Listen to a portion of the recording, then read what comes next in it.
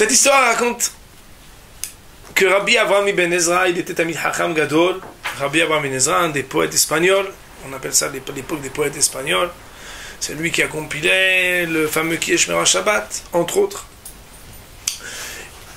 On raconte qu'il était très pauvre et qu'il était menu, il n'était pas fort. Et il était tellement pauvre qu'il allait d'une ville à l'autre et puis il proposait ses services pour enseigner la Torah contre une parnassa. Il disait bonjour, voilà, je suis Avraham ibn Ezra et je peux être Rav ou Dayan si vous avez besoin ici de... Ha! Toi, Rabbi Avraham ibn Ezra raconte ça à d'autres. Rabbi Avraham ibn Ezra, c'est un Talmid Chacham, grand, certainement costaud, riche, honorable. Toi, Rabbi Avraham ibn Ezra, allez, va-t'en donc, prends une pièce, laisse-nous tranquille. Deuxième ville, bonjour, je suis Rabbi Avraham ibn Ezra.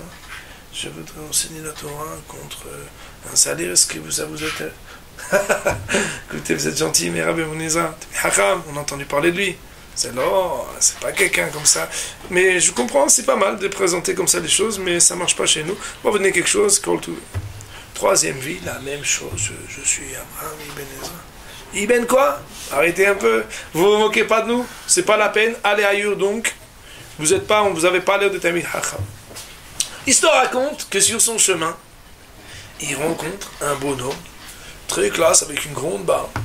Mais lui, c'était un Amaretz de Koulé Almé, un grand ignorant, mais qui présentait bien avec une belle barbe, tout ce qu'il fallait, bien habillé, comme un raf. Et lui, il allait aussi d'une ville à l'autre et ils se croisaient. Alors Rabbi Avraham ibn Ezra lui dit, écoute, j'ai une idée pour que tu aies une parnassa stable. Et par contre, cette idée, elle fera que et toi et moi, on aura la parnassa stable. Ah oui, oui, regarde, je vais t'expliquer. Je vais proposer et organiser que tu deviennes Dayan dans une ville. Et moi, je te serai ton shamash. Dayan? Mais bon, vous savez que moi, je suis un Maharetz. Je connais rien sur rien. Oui, mais c'est pas grave, parce que moi, je suis pas un Maharetz. Alors regarde, chaque fois qu'on te pose des questions, moi, je répondrai aux questions. Oui, mais attendez, ça va marcher une fois. Non. Une fois, on dira que c'est parce que tu n'as pas dormi la nuit, tu as étudié toute la nuit. Une deuxième fois, on racontera que des gens ils sont venus pour un shlom et tu les as reçus pendant des heures, c'était très compliqué. Troisième fois, on va dire que tu étais en train de pile poulet, tu devrais répondre à une question très aiguë pour une autre ville. Quatrième fois, et moi, à chaque fois, on dira, oui, c'est mon mécharette, c'est mon chamash qui va répondre aux questions. Oui, mais, grave, mais si jamais à un moment on n'est pas ensemble et qu'ils viennent me poser des questions. Non, regarde, il y a 3 questions classiques dans les communautés. Je vais t'apprendre par cœur les réponses. Et comme ça, quand on te pose des questions, tu réponds, Inch'Allah. Oh je veux bien essayer. Et donc, Rabbi Avraham ibn Ezra, il arrive dans la ville. Il dit, bonjour, voilà, Rabbi Avraham ibn Ezra va arriver. Il va être Dayan dans votre vie. Oh, Rabbi Avraham ibn Ezra, on a entendu parler de lui, il va venir dans votre ville. Oui, il va être Talmid Chacham, il va être le Dayan de la ville. Incroyable et tout. Donc par contre il faut d'abord qu'on discute des conditions. On voudrait un appartement grand et tout. Moi je suis son chamash.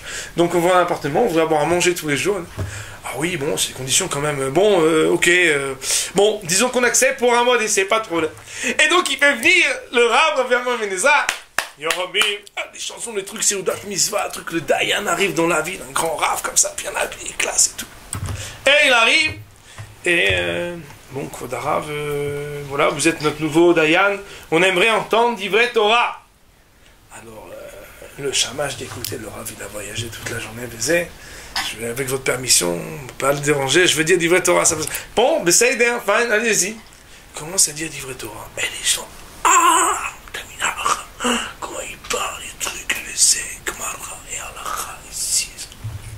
Ils ont dit, oh, si déjà le chamash il est comme ça, le Dayan il est Talmid Chacham de la folie, mais c'est... Baruch Hashem, Zachinu, on a eu le mérite d'avoir un Dayan pareil dans la vie.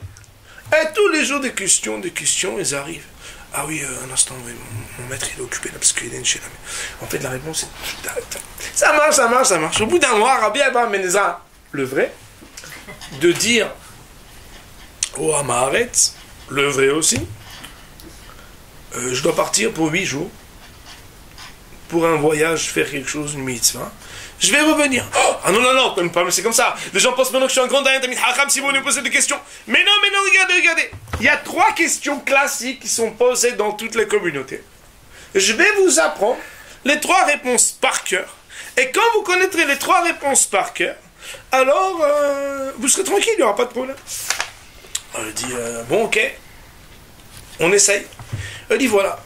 Premièrement, il y a le réa, je crois qu'on dit l'intestin de la bête. Souvent, on vient et quand on la vérifie, on demande est-ce qu'il est taref, est-ce qu'il est interdit ou est-ce qu'il est caché.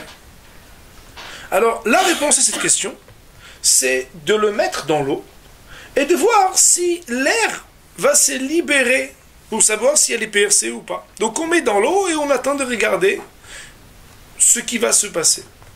Deuxième question, c'est souvent les gens, ils ont des tefilines et en les rangeant, ils les font tomber. Alors, la réponse, c'est qu'il faut qu'ils jeûnent un jour.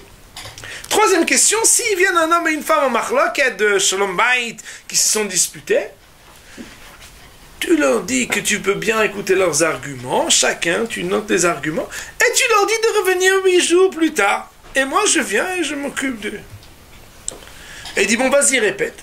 Et lui, il n'arrive pas à répéter dans l'ordre. À la question de la bête, il répond de Shalom Bayit, et à la question de Tfilin, il répond de la bête. Incroyable. Il dit, bon, attends, on va répéter encore une fois. Et une deuxième fois, une troisième fois, impossible. Comment c'est possible? Il ne va pas se rappeler. Et au bout de quelques fois, finalement, c'est Amaretz, ignorant comme il est, il arrive à répéter les 3. Et on se dit, bon, maintenant que c'est bon, je m'en vais, c'est bon, je suis tranquille. Il s'en va et le jour même, ils sont posés les 3 questions. Avant même que Rabbi Abraham Ben Ezra quitte la ville, il avait déjà avancé, mais il n'avait pas encore quitté la ville. On vient avec les 3 questions. Oui, bonjour, on a un réa, comment on fait pour savoir s'il est caché ou pas? Alors il dit, le réa, il va falloir jeûner un jour. Après on lui a dit, les tefilines sont tombés par terre. Et il dit, les tefilines sont tombés par terre. Non, pas tomber dans l'eau. Revenez dans 8 jours. Et il dit, j'ai un problème de Shalom Bayit. Il dit, il faut prendre la femme, la mettre dans l'eau pour voir la réaction. Alors les gens, ils ont dit, bizarre ce Rav, pourtant c'est un Dayan Tamid Chacham. Ça veut dire des trucs bizarres. Ça veut dire que je peux comprendre que quand on lui a dit les tefilines sont tombés, il nous dit 8 jours. Peut-être qu'il veut réfléchir à la question. Mais franchement, l'histoire de Shalom Bayit, il faut mettre la femme dans l'eau, attendre voir la réaction. Ça déjà c'est incompréhensible. Il faut qu'on lui demande absolument de répondre. Et que Béhémet, quand on a un sapek sur une viande, si elle va être cachère ou pas, qu'il faut jeûner un jour, c'est bizarre. Alors, ils se tâtent, ils discutent entre eux, ils disent il faut absolument qu'on aille voir le Rav. Je ne peux pas répondre tant que mon chamash n'est pas là, je suis occupé, je suis fatigué. Mais quand est-ce dans 8 jours? Bizarre. Ils ont entendu que le shamash allait sortir de la ville. Il le rattrape, il lui dit, dis-moi, c'est pas toi le Dayan en vérité? Moi, pourquoi vous dites ça? Parce qu'à la question de Réa, il nous a dit ceci. La question de Tfilin, c'est cela. Question de Shalom Bayit, il couvre la femme, il a trompé dans l'eau. Et il éclate du rire, le Rav. Il dit, qu'est-ce que vous voulez que je fasse? Avais-je une autre manière de me présenter comme Rav? Non. Quand je me présentais moi-même comme enseignant de Torah, on m'a dit, vous n'êtes pas. Voilà que, malgré vous, vous êtes confrontés à ce que finalement, celui qu'on croyait être le Dayan, c'est pas lui. Alors ils l'ont accueilli, ils l'ont dit, c'est vous maintenant qui serez le Dayan dans la ville. Et c'est comme ça que, malgré la pauvreté du Rav qui était infiniment pauvre, sa riche et grande sagesse lui a fallu